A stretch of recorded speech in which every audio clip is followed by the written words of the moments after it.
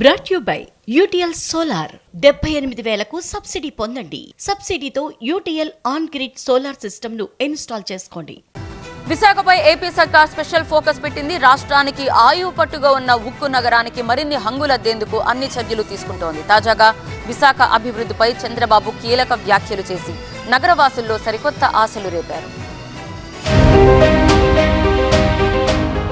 ఓవైపు అలలహోరు, మరోవైపు అభివృద్ధి జోరు. ఇప్పటికే ఐటీ హబ్ గా, పరిశ్రమలకు కేర్ ఆఫ్ గా విశాఖ. ఇప్పుడు డీప్ టెక్ కి డెస్టినీగా స్టీల్ సిటీ. విశాఖ కోసం ఏపీ ప్రభుత్వం మాస్టర్ ప్లాన్.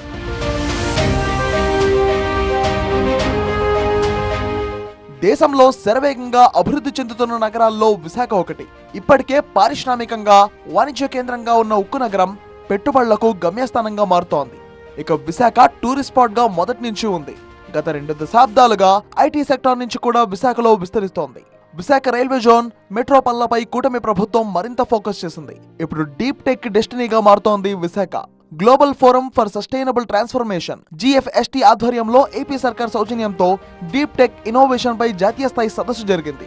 విశాఖ నోవటల్ హోటల్లో కాన్క్లేవ్ ను ప్రారంభించిన CM Chandrababu deep tech industry అభివృద్ధికి ఏపీ ప్రభుత్వం కట్టుబడి ఉంటుందని, అంతర్జాతీయ స్థాయిలో ఆంధ్రప్రదేశ్ కు ప్రత్యేక గుర్తింపు తెచ్చే ప్రయత్నం చేస్తానని ఈ కాన్క్లేవ్ ద్వారా చెప్పే ప్రయత్నం చేశారు. మరోవైపు రాష్ట్ర ఆర్థిక రాజధానిగా ఎదుగుతున్న విశాఖ నగర ఖ్యాతిని మరింత పెంచేలా ఏపీ ప్రభుత్వం అభివృద్ధి ప్రణాళికలు సిద్ధం చేస్తోంది. విశాఖపట్నాన్ని అన్ని విధాలు అభివృద్ధి చేసే బాధ్యత మాది. ఎందుకంటే ఎప్పుడు కూడా ఈ విశాఖపట్నం ఒక ప్రత్యేకమైన అభిమానం ఉంది. దానికి కారణం వాళ్ళు చూపించే అభిమానం నా మీద కానీ, తెలుగుదేశం మీద కానీ, ఎన్డీఏకి కానీ అపూర్వ ఆదరణ ఇచ్చారు. అది నిలబెట్టి రైల్వే జోన్ శాంక్షన్ అయ్యింది, అది కూడా వస్తుంది. స్టీల్ ప్లాంట్ కూడా అన్ని విధాలు ప్రయత్నం చేస్తున్నాం. దానికి కూడా ఏమేం చేయాలో ప్రభుత్వ పరంగా అన్నీ చేస్తాం. టీసీఎస్ కూడా వస్తుంది. ఇంకా ఐటీకి చాలా ప్రాధాన్యత ఉంది.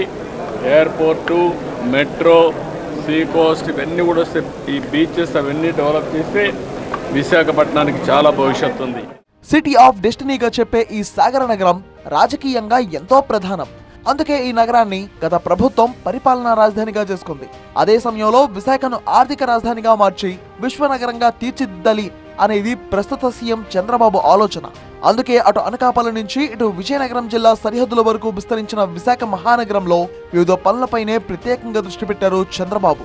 తాజా విశాఖకు తాను ఎంత ప్రాధాన్యమిస్తున్నాను అనే విషయం మరోసారి ఆవిష్కరించిన చంద్రబాబు నగరవాసుల్లో సరికొత్త ఆశలు, ఆంక్షలు రేపారు.